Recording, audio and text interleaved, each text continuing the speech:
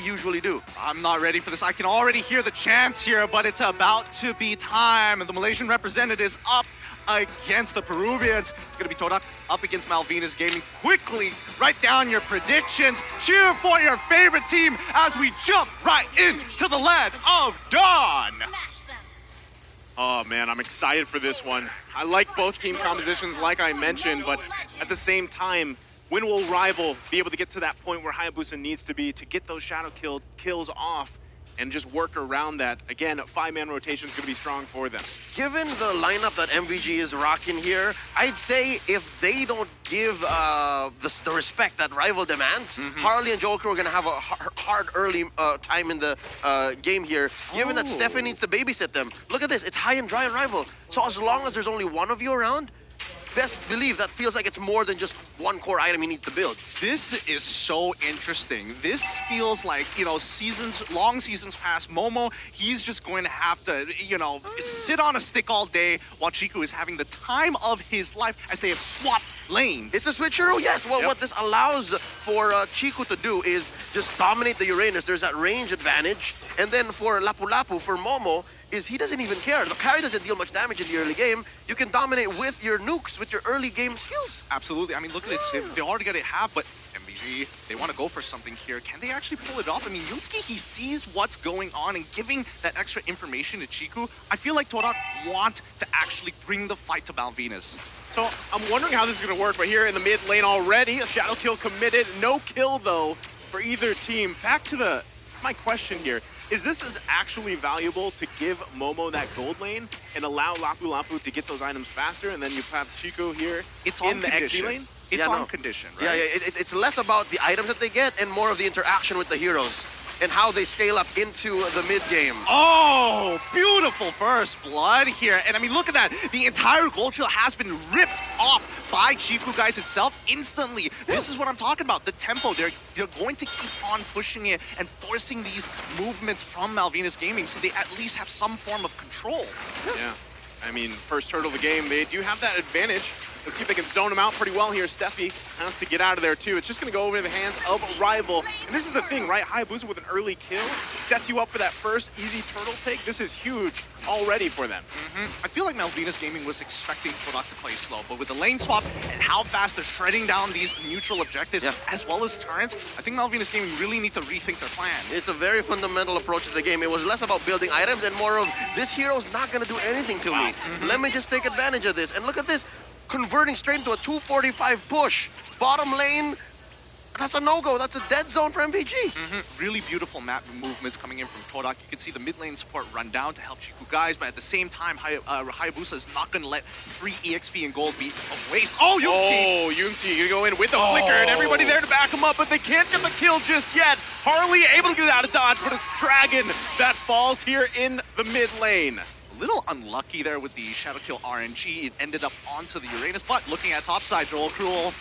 Joel Crew gonna try to get out. There's the flicker in with the kick as well. Chiku guys gonna fall here. Joel Crew picking up a kill. Yep, fight started and it was Chiku guys who was actually ahead, right? Both on EXP and on gold, but they had the man advantage. MVG, they were just much, much faster. This is what I was talking about. If Steffi can hide in the right bushes, he can actually catch off guard TDK and maybe shrink this early gold lead. 1.5 in under 4 minutes, that's actually pretty big. Yeah, no, I think it's just the foreshadowing that Steffi foresaw. It's like, okay, you broke a tier 1, where's the next move you're going to make? You're going to have to run through the river or walk through the lane to get to that top side of the map. Oh, fully stacked here. Steffi going to get taken out right away with a shadow kill to follow up. Forcing Harley out here with wings by wings, but another kill going to the hands of Todak. And now here's another concept that we have to understand.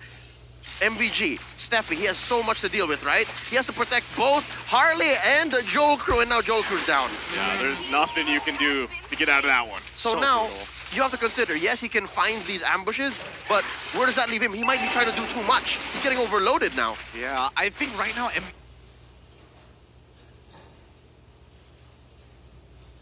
MVG, they're not entirely sure how they should take, what approach they should take with Todak, because even though topside ticket is already broken, you can see that Hayabusa and Lapu Lapu taking the initiative to hover around the turtle in case Malvinas Gaming doesn't touch it. Yep, so this is Todak's game so far. The first 5 minutes, almost 4K ahead. It's Todak who's making the decisions, and MVG just following their pace. Okay, Leo, I think we need to talk about win conditions here, right? Because Malvinas Gaming, it feels like towards the later half is going to have a bit of an advantage. Yes, but only if they can stop the initial TDK ambush. Like, it's TDK who's saying, we do this, what do you do next? They have to bait out those ults first. That's how it's going to happen in the late game. All right, it's about team fighting with 4K lead. Hopefully Malvinas Gaming, they don't lose their mid-turn, because with that, at least they have some form of safety moving around in their jungle. Well, I mean, not only that, but I feel like part of this was what we were talking about, the flexibility card that Todak likes to play here, right? And even so, when they switched lanes, I feel like that did something. Oh, Yomski gonna go in one more time. Steffi, though, able to survive. Rival finding Harley, though. Gonna push them back into the jungle, and it's Joel Crew that falls. And now Dragon running as well. They might look for a crash down here. Conceal play comes in. Steffi falls. That was beautiful.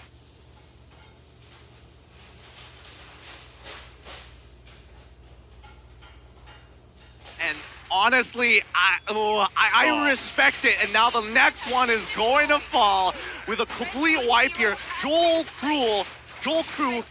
I am surprised he was willing to flicker in for that. No, Gideon. You're surprised that Todak is this clean and this quick and this fast. No, it's expected. Come on. I don't want to be that guy. What do they call it again? There's a certain term. All right, let me stand up for this. Put in some air in my lungs. It's called Todak Lunga. Exactly. See? So again, just in that one moment, right, about 5 minutes in, 5:15, you saw how Steffi was trying to bait out the Divine Judgment. And that's, again, a little bit of a trailer or a teaser as to how late game's going to happen. But you don't do that. Not like this. Not with 4K ahead. You're losing. You wait until that shrinks. I think now it's even more solidified that they have to wait. But with 7K gold lead 6 minutes into the game, so far this is the biggest lead we've seen. It's because of that blunder. It's because of that whole cha-cha that, okay, I think we can fight him. Just wait for the ult. Wait for the ult. No. You're not in shape yet. So for now, for MVG to try to recover, what they can do is hold back, wait for Joker to get the items, and protect Harley as much as possible. Hide in your jungle! Hide in your jungle under your turrets! They're still going to go for it. There is going to be a trade here, though, across the board. Steffi for Yumski. So they're happy with finding a kill here. But still, is it going to be enough? They're still crawling from being whiplashed by Todak.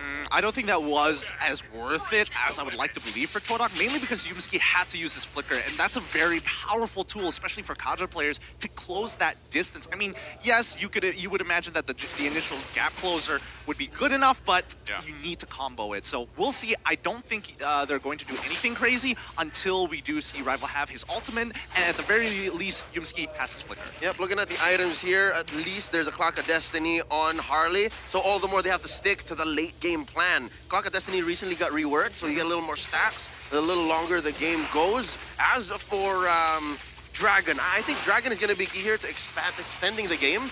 He has to find another lane that he can force TDK to split up. That's what a Uranus does best, right? Like, try to bait out opponents, and I think slowly, maybe after one more tank item, the Malaysians will be slowed down in their siege. So that's one way to do it. Just push one up, but no! Oh, they're going to crash down here with the Divine Judgment. Prince Fran quite low, but the way of the Dragon coming out on Chiku, guys. But meanwhile, Moon able to get his own. Harley falls. They're chasing back the Shadow Kill. Takes out Steffi, and it's for that fall for MVG. Beautifully played by Momo, able to cancel that feather and airstrike, really putting the pressure on Malvinas right now, and Dragon unable to get into the fight in time to slow down the front line of Todak. Yeah, no, and I think he used the flicker just to finish one hero off. The cancel was already done. He's like, I have my killer instinct, dude. I just need to flicker in. And now they're going to convert straight up into a turret. And yeah, see, look, so Dragon, you can say, Dragon, he's going up there. He's building up to at least some level of peel. This is crazy. An inhibitor turret in the base has gone down before that Lord has even spawned, right? That's just how much pressure TDK is putting here, and now Lord is up. This is a 10K gold lead 9 minutes in. Yeah, I think for Malvinas Gaming, this is a really huge mountain to climb, and especially in local MPLs, a 10K gold lead is pretty much death to a lot of teams this early on, pre-10 minutes. Rarely happens. Yeah, rarely happens as well. Well, I don't know. MPL MY is a little whack. Well, that's why. That's why it explains how Todak is just through the roof now. Look, even Yumski deals more damage than Harley. I'm surprised that Moon is top of the charts.